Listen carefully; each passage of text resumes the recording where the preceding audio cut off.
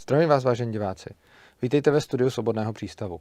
Protože jsme poslední dobou měli spoustu velice zajímavých hostů a vedli celou řadu debat na velice zajímavá konkrétní témata, všiml jsem si, že v komentářích pod videí přibývá stále víc různých dotazů, které mi naznačují, že jsme se možná trošku oddálili od právě toho obecného směru a že se velice často zabýváme konkrétnostmi, velice často rozebíráme jednotlivosti se zajímavými hosty, ale i protože je teď koronavirus a je méně přednášek o anarchokapitalismu jako takovém, jsem se rozhodl, že bych se teď rád vrátil trošku zpátky ke kořenům a připomněl, o čem tenhle ten kanál vlastně je a o čem je Svobodný přístav a co je to vlastně anarchokapitalismus. Pokusím se udělat to tak, aby to bylo přínosné i pro lidi, kteří už to dávno vědí, protože se pokusím to vysvětlit nějakým způsobem velice v kostce a velice po lopatě. Takže co je to vlastně anarchokapitalismus? Anarchokapitalismus je myšlenkový směr, který vznikl syntézou rakouské ekonomické školy a anarchoindividualismu. Pokud o tom chcete vědět více, doporučuji vám podívat se v kanálu Svobodného přístavu do playlistu, který se jmenuje Přednášky a tam naleznete spoustu přednášek, které jsem měl všude po republice a některé z nich jsou právě o základy anarchokapitalismu, co to vůbec je a podobně. A tam to rozebírám většinou na několik hodin. V rámci toho můžu doporučit třeba přednášku v Brně, ve Valmezu nebo ve Zlíně, ty mi přišly kvalitnější.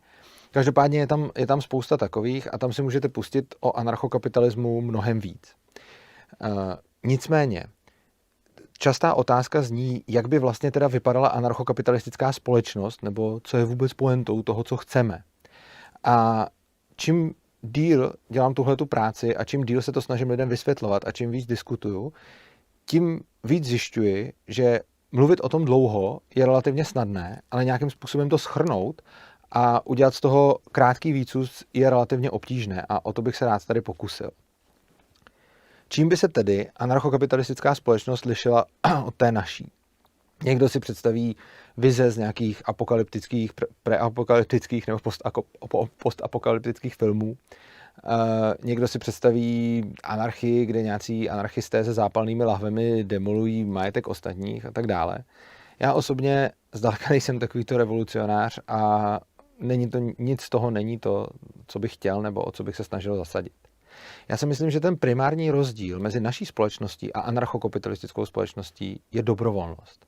Zatímco v naší společnosti jsme ke spoustě věcech nuceni státem, což znamená, že je musíme dělat, ať chceme nebo nechceme, musíme je platit, ať chceme nebo nechceme, prostě se musíme účastnit, tak anarchokapitalistická společnost by se lišila tím, že všechny ty služby a ty věci, které jsou samozřejmě pro lidi naprosto potřebné a které nyní poskytuje stát, by byly poskytované na bázi oboustranné dobrovolnosti. Což znamená, že nikdo by nebyl nucen je poskytovat, nikdo by nebyl nucen je platit a nikdo by nebyl nucen je přijímat. Ale naopak nikomu by nebylo bráněno. Což znamená, že každý, kdo tu službu poptává, by si ji mohl zaplatit dobrovolně a každý, kdo ji nabízí, by si mohl dobrovolně vybrat, komu a za jakých podmínek ji chce poskytovat. Všechny tyhle ty podmínky by potom byly vždycky by byly na dohodě mezi tím, kdo tu službu poskytuje a kdo má o tu službu zájem, kdo ji poptává. Tyhle ty dvě strany by se dohodly by se na podmínkách, dohodly by se na platbě případně na nějakém jiném protiplnění, nebo na vůbec žádném, to by záleželo všechno jenom na nich a nikdo by jim do toho nezasahoval. Neříkám vůbec, a to si celá spousta lidí myslí, že anarchokapitalisté jsou proti tomu, aby vůbec byly poskytovány ty věci, které stát poskytuje. Když se řekne, že anarchokapitalisté jsou proti státu, celá řada lidí si představí, že jsme proti tomu, jaké služby stát poskytuje. Tedy, že třeba nechceme školství, že nechceme zdravotnictví, že nechceme zdravotní pojištění, že nechceme soudnictví a tak dále. Protože tohle to jsou všechno služby, které poskytuje stát a poskytuje jich mnohem víc. A anarchokapitalisté stát kritizují. Takže velice často dochází k nějakému, řekněme, omylu, že si lidé myslí, že anarchokapitalisti nechtějí, aby jsme tady měli školy, nechtějí, aby jsme tady měli nemocnice a tak dále. Tohle to ale není pravda. Anarchokapitalisté tady chtějí školy, chtějí tady nemocnice, chtějí tady všechno možné a všechny vymoženosti současné doby. My nechceme nějaký návrat na stromy. Jediné, co chceme, je, aby tyto služby nebyly monopolizovány. To je vlastně druhý způsob, jak říct to samý. Oboustranná dobrovolnost znamená, že tady není monopol, že tady není někdo, kdo tu službu poskytuje, není tady někdo, kdo udává licence a kdo povoluje nebo zakazuje ostatním tu službu poskytovat.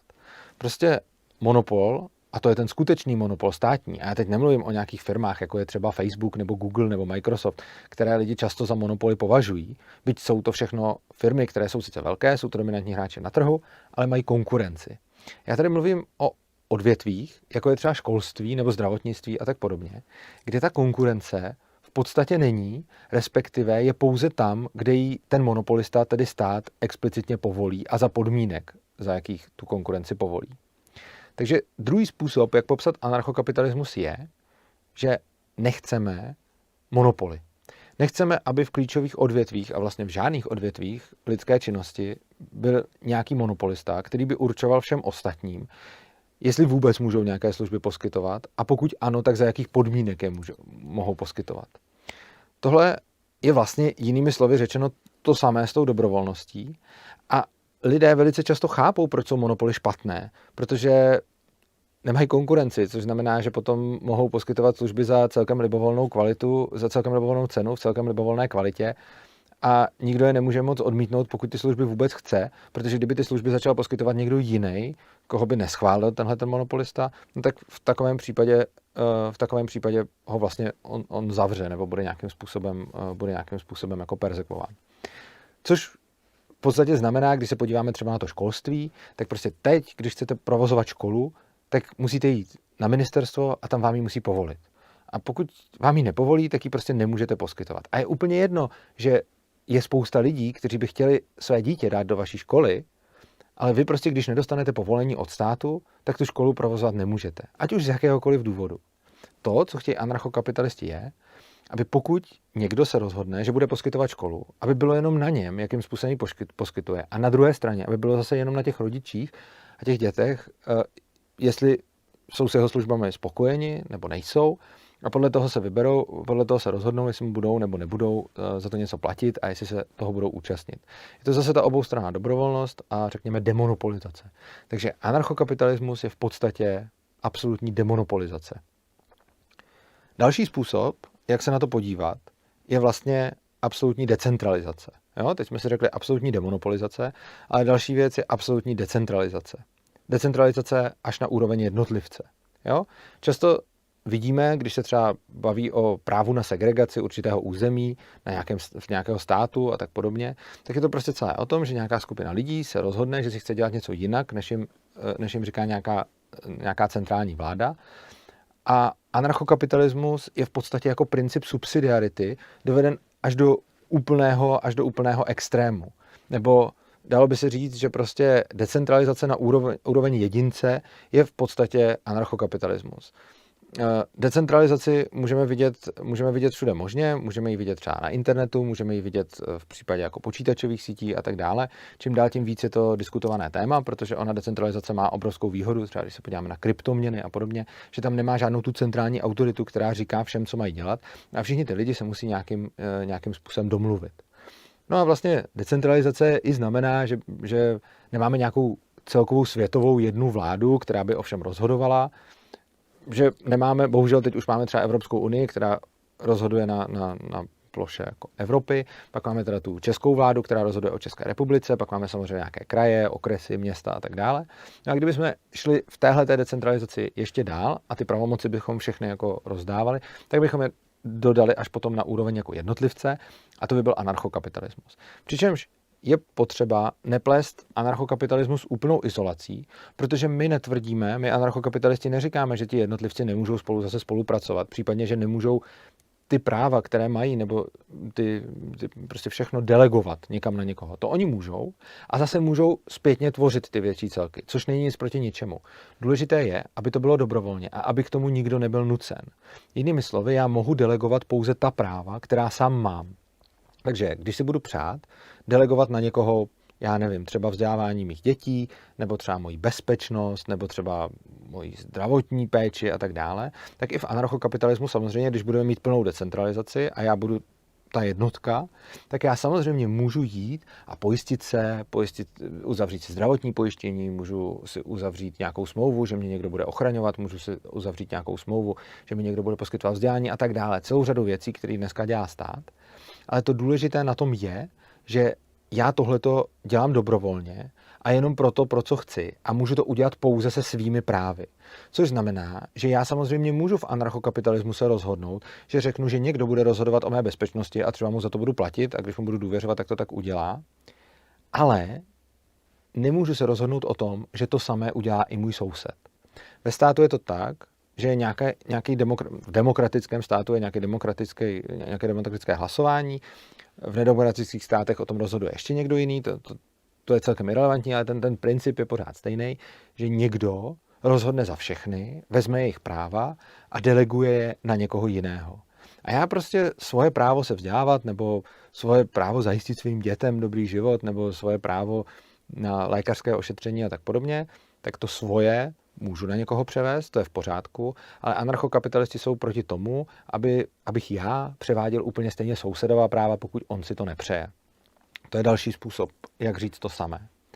A poslední, čtvrtý způsob, jak říct zase tu samou věc jinými slovy, jo, je to jenom prostě dívání se na to samé z jiného úhlu pohledu. Takže teď tady řeknu ještě jako čtvrtý způsob, jak to říct, ale je to pořád to samé, je to, že jsme proti útočnému násilí. Tohle to je taky strašně jako jednoduše řečeno, ale co ono to zase znamená? Ono to znamená, že pokud někdo nikomu neubližuje a chce si dělat sám svoje na svým a nechce nikoho k ničemu nutit, tak já nemám právo toho člověka taky k ničemu nutit.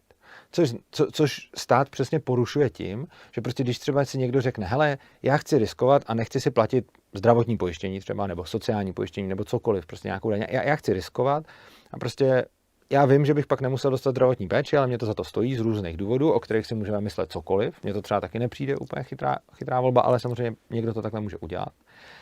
A já jako anarchokapitalista si myslím, že když se někdo takto rozhodne, tak já mám samozřejmě právo za ním jít a snažit se mu to vysvětlit.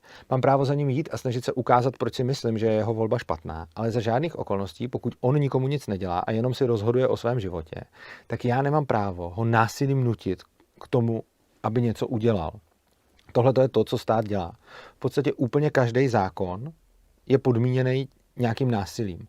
Prostě jinak by to bylo doporučení. V momentě, kdy stát řekne, že ze zákona platí toto a toto, a kdo to nebude respektovat, tak toho čeká takový a takový trest, tak to vždycky znamená násilné donucení, protože když by ten člověk dobrovolně nepodstoupil výkon toho trestu, tak k tomu bude nakonec v konečném důsledku přinucen. Což znamená, že každý zákon znamená násilí, každý zákon, který lidem něco nařizuje, a není to prostě jenom doporučení, ale je to fakt zákon, což znamená, že má nějakou sankci. Jinak by to bylo fakt jenom doporučení a proti tomu my jako anarchokapitalisté bychom nic neměli. Tak prostě v momentě, kdy tam následuje ta sankce, tak je to vlastně násilné donucení. A já neříkám, že každé násilí je špatné. To není, protože v momentě, kdy na mě někdo páchá násilí a já se dotyčnému chci bránit, tak to je obranné násilí a to je úplně v pořádku. Takže když někdo přijde, vleze na můj pozemek, začne tam krást, nebo mě bude chtít zmátit, nebo dokonce zabít, nebo mi nějak ublížit, tak je naprosto v pořádku, když já proti tomu člověku použiju násilí a ubráním se. Jo? Nejsem pacifista, abych říkal, že v takovém případě bych si to měl všechno nechat líbit.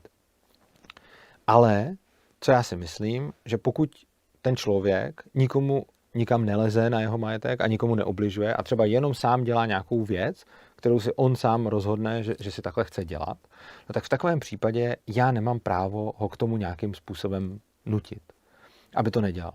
Víš třeba, pokud si ten člověk rozhodne, že si vypálí alkohol a že si doma udělá pálenku, jako já alkohol moc rád nemám, ale prostě pokud někdo chce a vypálí si sám doma alkohol, tak já si nemyslím, že by kdokoliv jiný měl mít právo za tím člověkem chodit a nutit ho k tomu, aby to nedělal. Což třeba státy dělají. A takových případů je samozřejmě celá řada. Tyhle ty 4 pohledy na stát, vlastně co to je, stát versus anarchokapitalismus, jsou vlastně ekvivalentní. Je to totéž, řečeno jinými slovy. Oboustranná dobrovolnost je anarchokapitalismus. Ve státu není oboustranná dobrovolnost. To je ten první způsob, co jsem použil. Monopoly na straně jedné, to je stát, a žádné monopoly na straně druhé, to je anarchokapitalismus. Potom další způsob, jakým jsem to ukazoval, bylo násilí, útočné násilí na straně jedné, to byl stát, a to donucení, a na straně druhé v anarchokapitalismu je to na dobrovolnosti. Ten poslední způsob mi teď vypadá, já nevím, který přesně jsem řekl, ale prostě řekl jsem 4 způsoby, kterýma říkám vlastně přesně totéž. Na závěr tohle videa bych hrozně rád řekl ještě jednu věc, která se toho všeho týká. A možná bych tyhle 4 abstraktní principy zkusil uvést na nějakém příkladu, který by ukazoval, jakým způsobem vlastně o těch věcech přemýšlím a jakým způsobem k tomu celému přistupuju. Když se podíváme na velice jako poslední dobou diskutovaná téma, jako je třeba očkování, nebo teď v poslední době i vzhledem k tomu, co se děje v Polsku, diskutované potraty, nebo třeba domácí porody, to se teď taky poslední dobou řeší, tak jedna věc je, jaký je můj osobní názor na tyhle všechny 3 věci. Můj osobní názor je, že mi přijde rozumné nechat se očkovat proti některým nemocím. Neříkám, že proti úplně všem, ale rozumně mi přijde rozumné nechat se očkovat proti některým nemocím. Za druhé, jsem osobně proti potratům. Myslím si, že není dobré zabíjet lidi, i když jsou ještě vlastně ve fázi, kdy je to jako plod, takže spousta lidí by řekla, že to není člověk, já se s nimi o tom nechci jako dohadovat, ale prostě mi to nepřijde dobrý. A poslední věc jsou domácí porody. Mně osobně přijde, že bych byl třeba klidnější, kdyby moje partnerka rodila v nemocnici, kdyby se něco zkomplikovalo, tak bude mít tu všechnu dostupnou péči. Tohle jsou moje názory, moje osobní názory na tu problematiku. Na druhou stranu, když potom dojde na celospolečenskou diskuzi o tom, jak to má být nastavené, tak já osobně jsem zásadně proto, aby tyhle ty věci byly povolené a aby se každý mohl vybrat, jak chce. Což znamená, že si myslím, že je věcí každé matky, jestli chce svému dítěti poskytovat svoje tělo, což znamená, jestli to poskytování toho těla pro to dítě chce v nějakou chvíli ukončit a tím pádem ukončit i život toho dítěte, byť mně osobně se to nelíbí. Úplně stejně, když nějaká matka chce rodit doma, tak si zase myslím, že je to primárně její záležitost, protože samozřejmě můžeme říct, že to přináší vyšší riziko pro to dítě, což může být i pravda. Na druhou stranu problém je v tom, že v podstatě každé jednání rodičů můžeme nějak zhodnotit, jestli přináší riziko pro to dítě nebo ne. Třeba když ten rodič s tím dítětem sportuje, tak můžeme říct, že to přináší tomu dítěti riziko, a tak bychom to měli zakazovat. To mi taky nedává úplně smysl. No, poslední, o čem jsem mluvil, je očkování. Přijde mi, že očkování proti některým chorobám je velice žádoucí, protože následky té choroby jsou mnohem horší než následky toho očkování. Na druhou stranu, když je někdo přesvědčen o tom, že se očkovat nechce, ať už z jakýchkoliv důvodů, a ať už jsou to důvody, jako, které já můžu uznávat nebo nemůžu uznávat, nebo si o nich můžu myslet cokoliv, protože já si o těch důvodech někdy myslím, o některých důvodech některých těch lidí si myslím, že nejsou zrovna moc chytré a už vůbec ne nějakým způsobem evidence-based. A to je prostě můj pohled na svět. Pokud oni mají jiný pohled na svět, já jsem pro, aby oni se očkovat nemuseli, ale samozřejmě s tím, že potom si za to mají nést plnou zodpovědnost, což znamená, že společnost je může, když bude chtít, jako ostrakizovat a tak, a nikdo by neměl být nucen s takovým člověkem jako setkávat, pokud nechce. Jo? Když prostě se budu chtít setkávat jenom s očkovanýma, tak mi v tom nikdo nemá bránit. Tyhle 3 příklady jsem řekl na to, abych ilustroval princip toho anarchokapitalismu a svobody a vůbec jako libertariánských úvah. Teď je úplně jedno, jaké já osobně zastávám v těchto věcech názory. To, co tím chci ukázat. A fakt prosím, když tak v debatě se tomuhle teď vyhneme, já to rozebírám leckde jinde a můžeme se o tom pobavit jinde. Teď je vlastně úplně irelevantní, co já si myslím o těch jednotlivých otázkách. To, co tím chci předat, a vlastně můžu dát ještě 4. podobnou. Já jsem absolutní zarytý nekuřák. Za celý život jsem vykouřil 1 cigaretu ve videu, který jsme měli právě o zákazu kouření. Ale myslím si zase, že je jen na rozhodnutí majitele hospody, jestli chce nebo nechce v té hospodě jako povolit kouření. A jsem absolutně proti tomu zákazu. Tímhletím vším nějakým způsobem se snažím ilustrovat, že i když mám nějaký já svůj osobní názor, tak já podle něj chci žít, ale zároveň chci ostatním lidem nechat svobodu, aby oni si žili jejich životy podle jejich názorů. Byť já si třeba myslím, že ty názory jsou někdy nepodložený, někdy neodargumentovaný, někdy třeba v některých případech i hloupý, ale to je jenom můj názor zase na to a já se nechci stavět do pozice někoho, kdo jako ví líp a kdo těm lidem násilím jako rozkáže, jak mají žít svoje životy. Já si myslím, že já jsem expertem na svůj život a já vím, jak já mám žít svůj život. Možná tuším něco o životech svých blízkých, ale rozhodně nechci rozhodovat o životech úplně vzdálených lidí, který jsem třeba nikdy v životě neviděl. Vůbec nevím, co oni si prožili a necítím se kvalifikovaný k tomu, abych jim říkal, co mají a nemají dělat, jakým způsobem mají řešit své problémy a necítím se kvalifikovaný k tomu, abych nějakým způsobem za ně rozhodoval a zejména, abych jim to násilím nutil. Cítím se kvalifikovaný k tomu, abych s nima promluvil, cítím se kvalifikovaný k tomu, abych natočil video a dal ho na internet a řekl jim, co si o tom myslím a proč si to myslím a pokusil se je přesvědčit. Nemyslím si ale, že dokud ti lidi nepáchají na někom násilí, že já mám právo je násilím přinutit a tohle to bohužel přesně zákony jsou.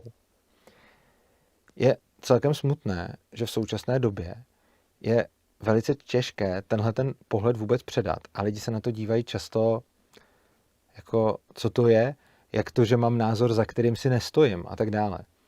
Ve skutečnosti já se za těmi názory naprosto stojím, ale to, že si stojím za nějakým názorem, pro mě osobně rozhodně neznamená, že mám jakýmkoliv způsobem právo ten názor někomu jít násilím vnutit. A tohle je vlastně podstata anarchokapitalismu. A to je to, proč kritizujeme stát. Protože stát dělá přesně tohle. Vezme nějaký názory nějakých lidí, a můžou to být názory kvalifikované i nekvalifikované, ale řekněme, že to klidně můžou být kvalifikované, podložené názory nějakých lidí. A snaží se násilím tyhle ty názory vnutit všem. A já si myslím, že tudy cesta nevede. Myslím si, že tudy cesta nevede z toho důvodu, že tím se ti lidi, kterým je to vnuceno, stejně nakonec ničemu moc nenaučí. Spousta lidí mi proti tomu říká, no jo, ale my jsme ty chytrý. Ale podívej se na ty lidi okolo, to jsou ty hlupáci, nebo nezodpovědní, nebo ty o tom nic nevědí a těm to musíš jako přikázat. Já osobně nemám rád tuhletu argumentaci, zejména proto, že si myslím, že každý člověk má ve svém životě nějaké oblasti, ve kterých jako ví a o které se zajímá. A každý člověk má v životě spoustu oblastí, ve kterých prostě netuší a nějakým způsobem se o ně nezajímá. Jo? A to se týká nás všech. Takže já hrozně moc nemám rád takovéto elitářství, kdy někdo přijde a řekne, no jo, my dva jsme ty chytrý, ale těm blbcům to musí někdo jako nakázat. Já neříkám, že v naší společnosti nežijí žádní blbci. Na druhou stranu bych byl velice opatrný s určováním toho, kdo je blbec, podle toho, že něco neví. Protože nám z našeho pohledu může připadat někdo jako blbec, protože neví něco, ale my mu zase můžeme připadat jako blbci, protože nevíme něco úplně jiného. Jo? Takže tohle je jedna věc.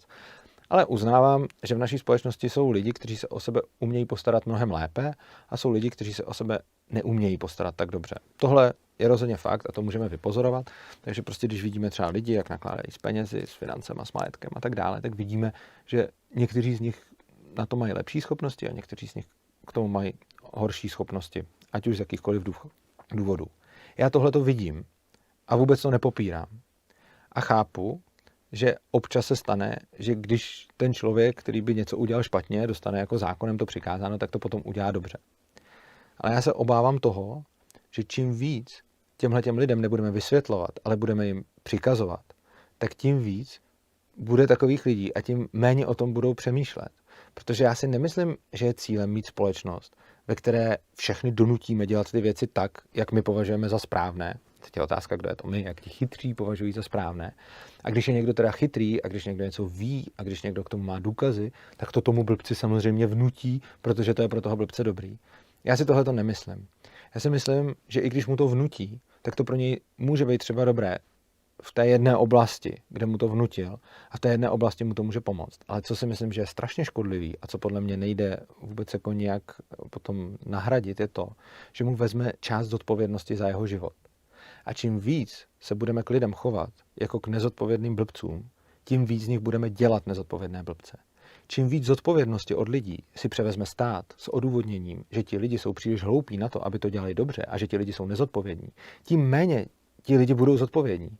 Protože jak chcete někoho vést ke zodpovědnosti, když za něj všechno rozhodnete? Protože jediný způsob, jak se člověk může stát skutečně zodpovědným jedincem, je, že začne rozhodovat o svém životě, že začne rozhodovat o tom, co dělá a že ponese následky svých rozhodnutí.